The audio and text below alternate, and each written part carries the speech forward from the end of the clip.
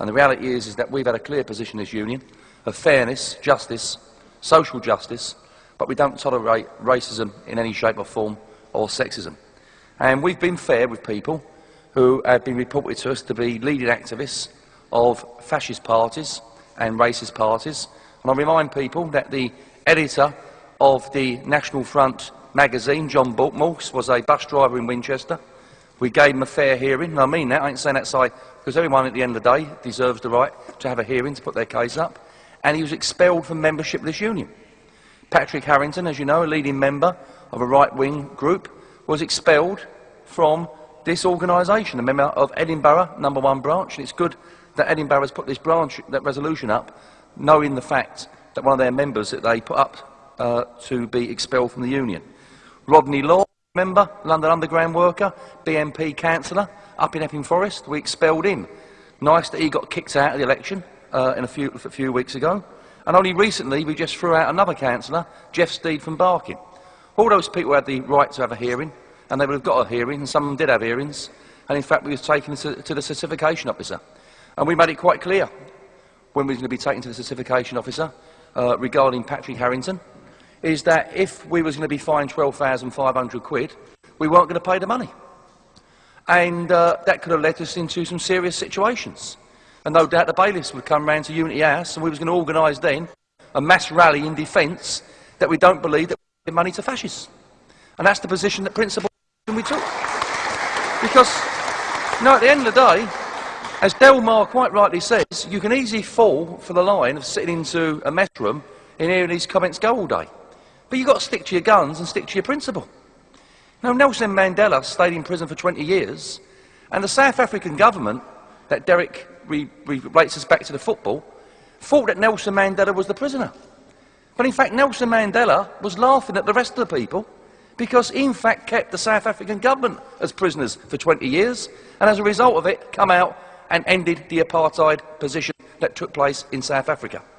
Now, we went down to Barking as a trade union, and we believed that Barking was the way that we should get involved in. Barking had nearly 13 BNP councillors, 12 councillors, and they lost one seat before the election. 13 British National Party councillors in an area that used to be completely Labour dominated. They never even bothered putting up candidates in some areas of Barking. It was in the middle of the biggest manufacturing factory in this country, Ford's at Dagenham. And what happens is that when you lose your manufacturing base like Ford's, and you lose your docks, and there's no industry, and your kids can't get municipal housing, have to move hundreds of miles away, then the BNP can say, look what's happening. It's all the blacks that are taking your jobs. It's all the Eastern Europeans taking your houses. And the BNP could only survive when there's social deprivation. You know, you don't see, when these people say about riots on the streets, isn't it funny it's always in working class areas that these riots on the street happen? You don't see them happen in Boris Johnson's area, do you, around, Harrow, or Cameron's area around Harrow, or you don't see all these riots down at Eton, or these riots that take place down Henley-on-Thames, and they've got their regards right. It's always where there's social deprivation takes place. And what we did, we organised the meeting, and it was why vote BNP.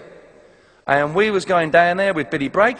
We had the Barking Theatre organised, and the Barking Theatre pulled the plug because they said they were scared because they were having a political meeting in Barking. Of course, it was having a political meeting in Barking to expose the BNP. But there were some people, wrongly in my view, that said that the only way you can deal with the BNP is to go on the streets and beat them up. Well, too, in Barking how it was done.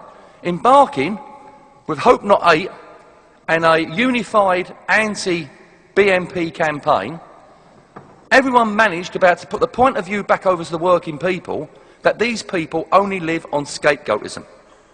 They only live when there's mass unemployment, shortage of housing, and at the moment it's Eastern European people are people that are targets, and before them it was the Asians, before the Asians the West Indians, before the West Indians the Irish, and before the Irish the Jews.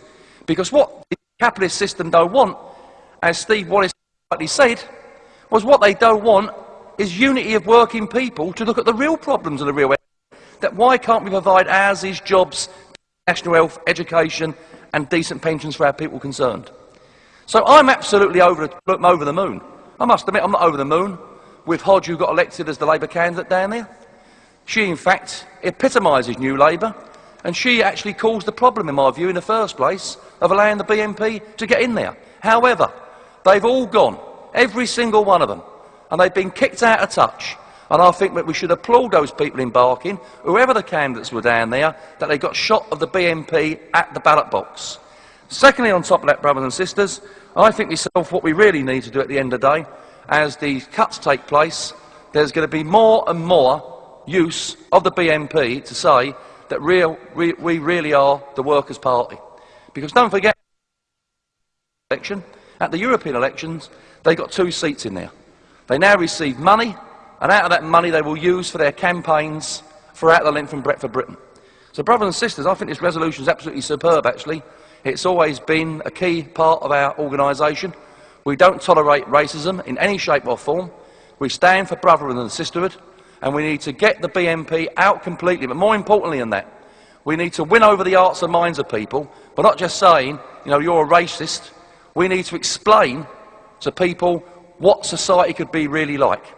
And if we had a society of tolerance, and we had a society that everyone had a job, everyone had a house, and everyone had the social provisions they wanted, then the BNP could not survive. I've got no time for Conservative policies or Labour policies, but I've got time for something, and that's democracy, and I believe that people should be allowed to express their point of view.